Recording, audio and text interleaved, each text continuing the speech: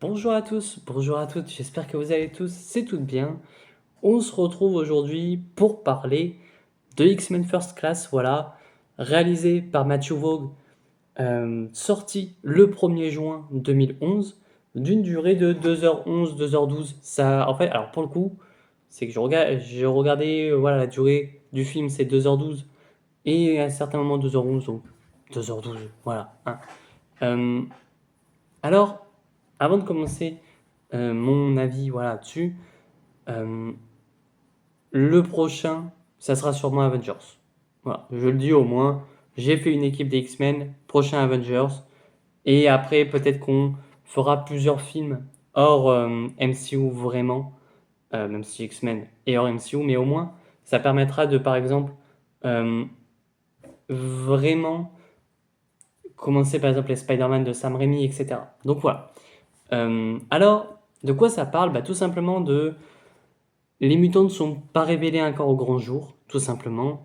On est dans, j'allais dire, la jeunesse, entre guillemets, même si vous m'avez compris, de Charles Xavier et Eric Luncher, ça se situe vraiment avant qu'ils deviennent Professeur X et Magneto. Et tous les deux vont se découvrir, voilà, ils vont découvrir qu'il y a d'autres personnes comme eux, tout simplement, et vont devoir eh ben, travailler en équipe pour affronter, évidemment, Sébastien Shaw. Alors, moi et les X-Men, il faut savoir que j'aime beaucoup les X-Men. Bon, j'allais dire, vous le voyez, il y a une figurine Cyclope et un peu plus haut, tout là-haut là-bas, une figurine Magneto, hein. Et en fait, c'est que j'aime beaucoup les X-Men, mais le seul souci, c'est qu'il y a beaucoup à lire sur les X-Men, et en fait, je ne sais pas par quoi commencer. Alors, j'ai les Astonishing X-Men qui sont quelque part. Voilà. J'ai X-Men Dieu créé, l'homme détruit, mais que j'ai beaucoup moins aimé. J'ai le House of M, même si bon, là c'est moins X-Men, je trouve, mais j'ai le House of M, bon, le Allman Logan. J'ai là-bas le X-Men, le Messi, voilà. Mais voilà, c'est que je n'ai pas encore lu. Voilà. J'ai aussi le X-Men en manga. Euh, mais c'est vrai que c'est. En fait, les X-Men pour moi, et beaucoup le disent, hein, c'est pas que moi, tout coup, c'est que c'est un univers dans l'univers Marvel. C'est vrai que tu m'aurais dit les X-Men, c'est vraiment une autre. Enfin, je sais pas, je te dis une bêtise.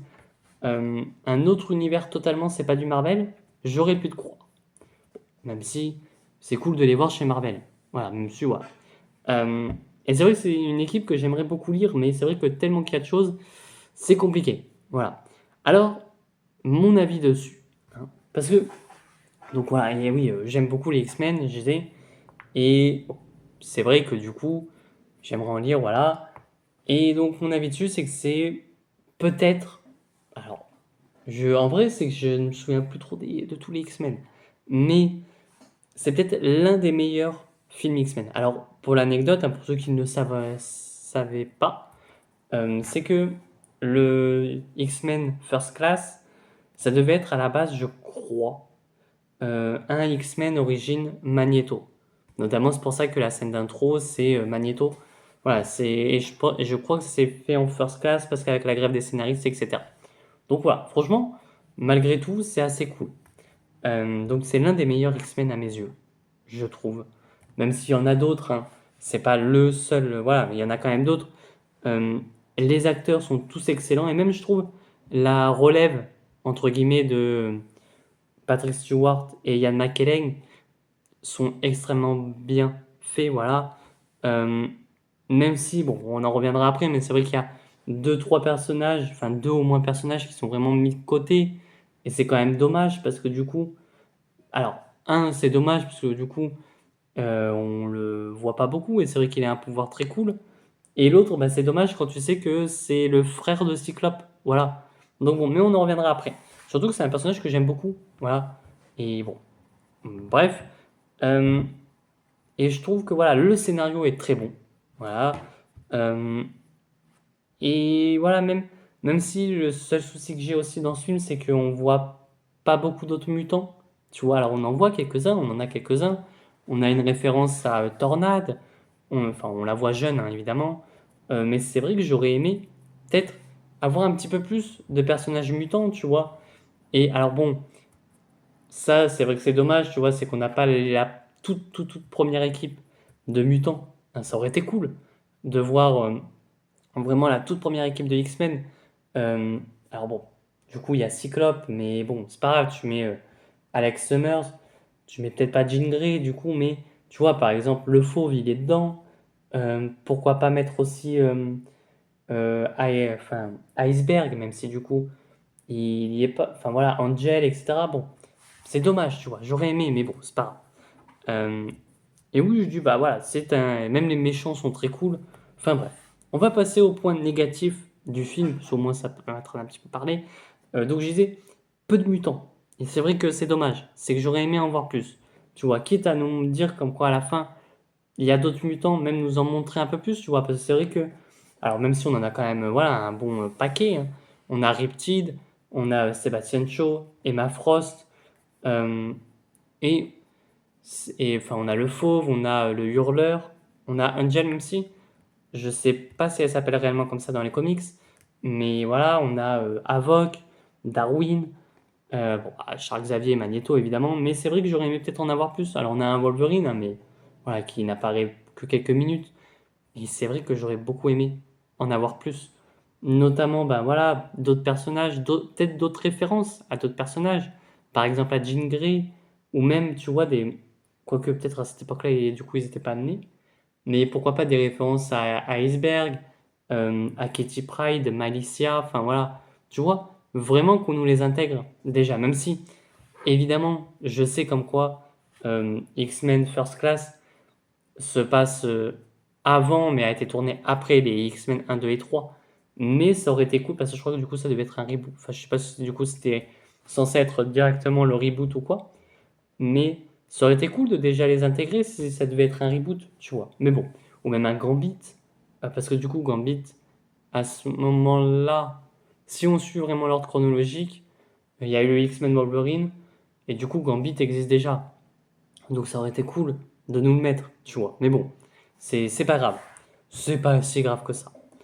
Euh, un des points négatifs aussi, c'est peut-être Darwin. Bon, même si du coup, euh, ayant vu le film et en ayant vu Superman, c'est vrai que d'un coup, en le voyant mort, j'étais en mode, c'est vrai que t'es beaucoup mieux en Mister Terrifique. Mais bon, c'est pas grave, tu vois. Mais c'est vrai que du coup, j'aurais aimé en avoir un peu plus, tu vois, voir comment, quoi. Bah, il se combat peut-être face à Riptide. Alors, ok, il meurt, mais tu vois, par exemple, un combat face à Riptide ou face à Azazel, où vraiment tu le vois s'adapter, parce que c'est son pouvoir, et c'est vrai que tu le vois pas. Et le seul souci que j'ai, c'est, ben, techniquement, son pouvoir, ça le rend immortel, entre guillemets. C'est vrai que du coup, tu te dis comment il a pu mourir face au pouvoir de Havok. C'est vrai que j'aurais peut-être aimé euh, qu'on nous explique pourquoi il est mort, comment il est mort. Peut-être que est-ce qu'il a préféré ne pas s'adapter parce qu'il comprenait que voilà, Sébastien Shaw était beaucoup trop fort, j'en sais rien, mais c'est vrai qu'il dure pas très longtemps. Et j'aurais aimé avoir beaucoup plus de son pouvoir. Et en parlant d'Avoc, ben, c'est vrai que même lui, je trouve qu'il est beaucoup mis en retrait par rapport aux autres. Et c'est dommage parce que du coup, moi j'aime beaucoup Cyclope dans les comics. Et c'est vrai que du coup, en voyant Havok mis de côté, alors bon, il s'appelle Alex Summer, et tu te dis, bah, ok, c'est le grand frère de Cyclope, ça aurait été cool, tu vois, de nous le mettre directement, et que on te fasse comprendre que lui aussi est assez fort, parce que du coup, je veux pas dire de conneries, mais j'ai l'impression que leurs pouvoirs sont identiques, entre gros guillemets, hein, mais sont identiques, enfin, ils ont le même. Parce que du coup, si je comprends bien les pouvoirs de Cyclope, c'est qu'en gros, ses pouvoirs viennent en sorte, quand il ouvre les yeux, ça ouvre une sorte de portail d'une autre dimension qui crée les lasers. Voilà, c'est genre une sorte de d'énorme point, mais voilà. Enfin bref, si je me trompe pas, mais des gens plus spécialisés en X-Men, genre Comics Play, etc., peut-être diront moins de conneries que moi. Voilà, non, même c'est sûr. Voilà, mais bon. Et c'est vrai que du coup, il est moins mis en avant et j'aurais beaucoup aimé. En plus, surtout que l'acteur est très bon, voilà, dans le rôle, donc ça aurait été cool de le voir justement un peu plus, tu vois.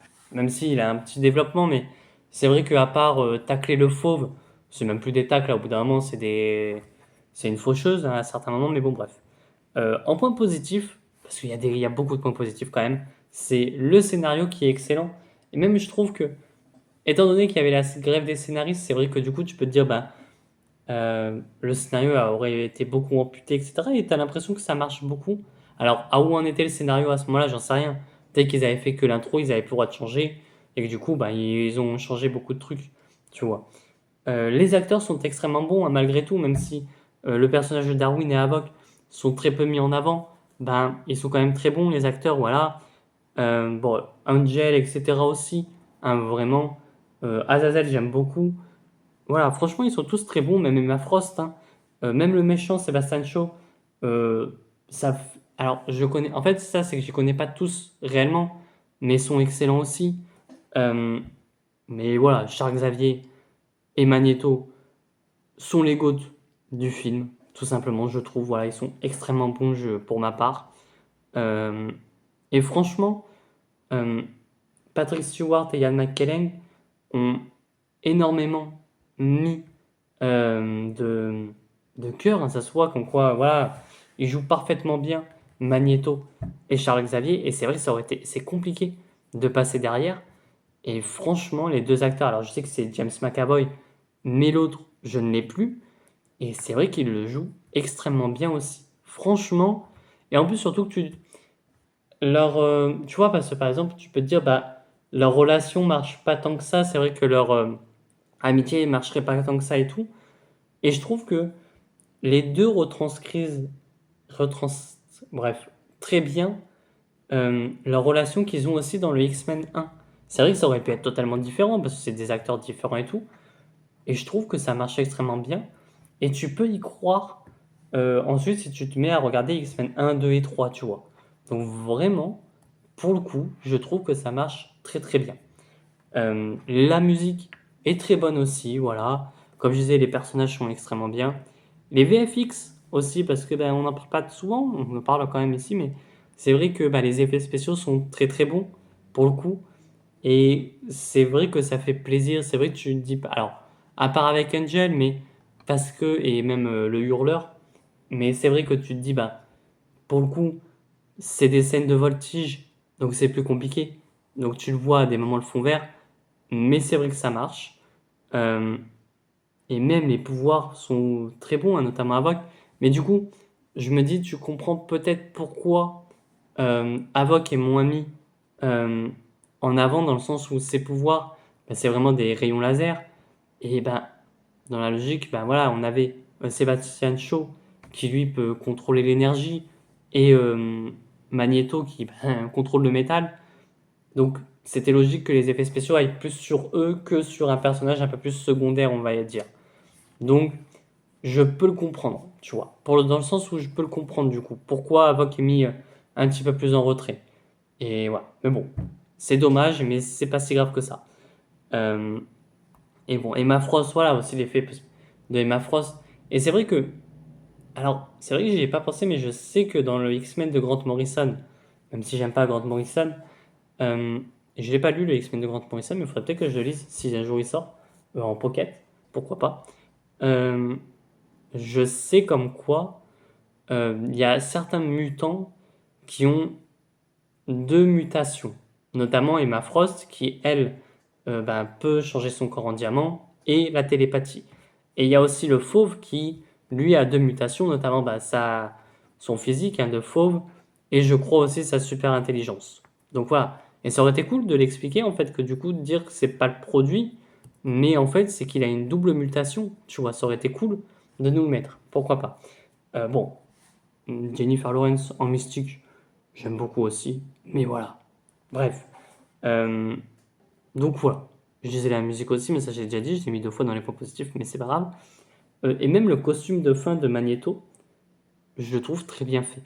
Et c'est vrai que ça aurait été bizarre de voir euh, le costume de Magneto débarquer comme ça d'un coup dans le film.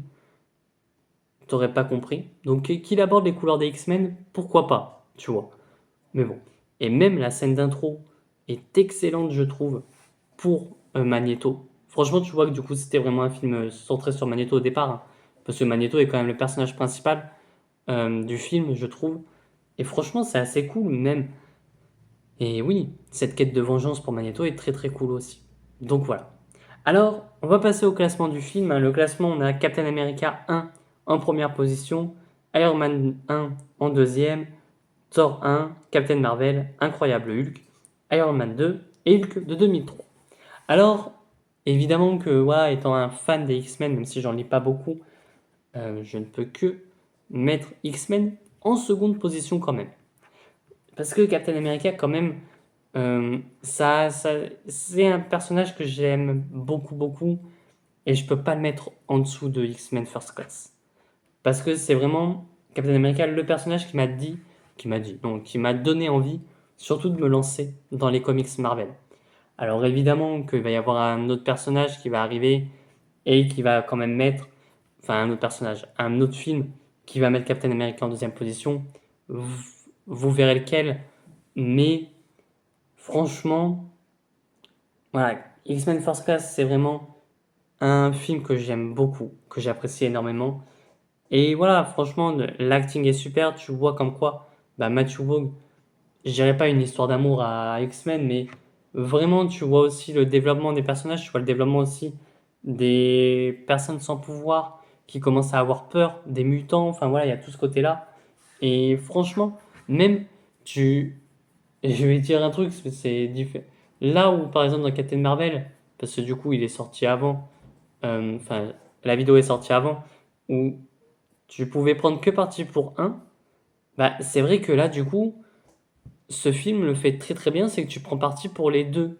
Vraiment, parce que du coup, tu as ces deux personnages, Magneto et Charles Xavier, qui ben, ont un développement de personnage très parallèle, très identique, mais qui d'un coup commencent à se séparer. Tu vois, en mode, ben, vous êtes plus pareil. Vraiment. T'en as un qui est en mode, ben, on peut coexister avec les humains, et l'autre est en mode, les humains vont nous tuer, on peut pas coexister avec. Mais malgré tout, tu vois quand même qu'il y a ce côté fraternel, amical entre les deux. Donc bon, j'aime beaucoup.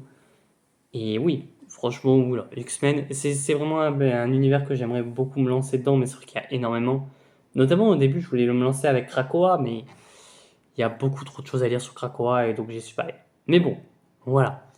Sur ce, bah, n'hésitez pas à me dire ce que vous avez pensé de X-Men First Class en commentaire. N'hésitez pas à vous abonner, à partager, voilà, à liker, etc. Et moi, je vous dis à très bientôt. À très vite pour de prochaines vidéos. Allez, ciao tout le monde.